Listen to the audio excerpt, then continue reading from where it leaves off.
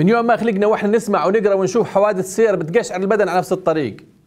نشكشك شوي، نحزن شوي، نزعل شوي ونرجع ننسى. ومن يوم ما خلقنا واحنا نسمع وعود وكذب وخطط وسوالف، بس ما شفنا مسؤول واحد عنده ضمير او بخاف ربه واشتغل بهالطريق من قلبه رب.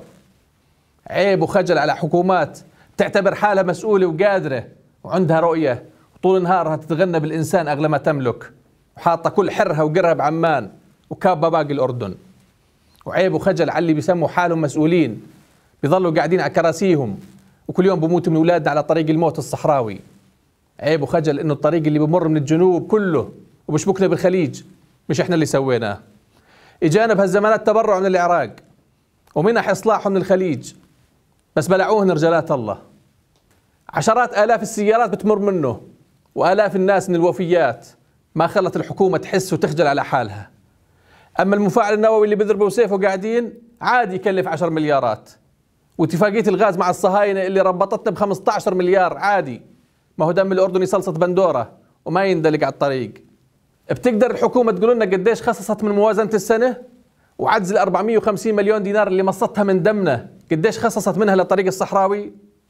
بلاش شاي. هذا يا اخوان وصل تبع الترخيص، في رسوم اضافيه وفي رسوم طوابع. قديش شو ابوه هذا الرسم الاضافي ولمين بروح وقديش حصة تصليح الطريق منها؟ مش اني بدفع ترخيص مركبه ومن حقي واني بدفع اللي علي تسووا اللي عليكم؟ خليني اشوف بدل الرسم الاضافي بنكتب عليه رسم اصلاح الصحراوي او اي رسم اصلاح طريق ارب الجرش. انهيار بيجيش قفتين تراب والتحويل قد ركبتي كلياتها، قال بدها 70 يوم على الاصلاح. انا اليوم جاي من الطريق والله الاليات واقفه لا ولا واحد بيشتغل وبقول لك بدها 70 يوم. اي هاي حواجبي اذا بتخلصوا ب 700 يوم. وين بتروح مصاري الترخيص؟ لمين بحكي قاعد؟ اذا وزير اشغال طول نهار وغفيان بالمجلس. بشهر 1 كانون الثاني 2017 دائرة السير حررت 500,000 مخالفة، وهذا كله مثبت بالورق. 500,000 مخالفة بشهر 1، يعني نص مركبات وسيارات الأردن تخالفت. دخل هاي المخالفات حوالي 16 ل 20 مليون دينار. وين بتروح هاي المصاري؟ ولمين؟ احكوا ماكو ساكتين، لمين بتروح؟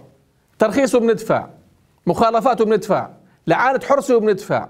ليش بتعتبروا هالقد من رخيص وما بتحسوا بقيمته إلا لما تمصوه؟ مين بيمشي على الطريق إلا أولادنا المغتربين اللي رايحين يدوروا على لقمة عيشهم دول الخليج؟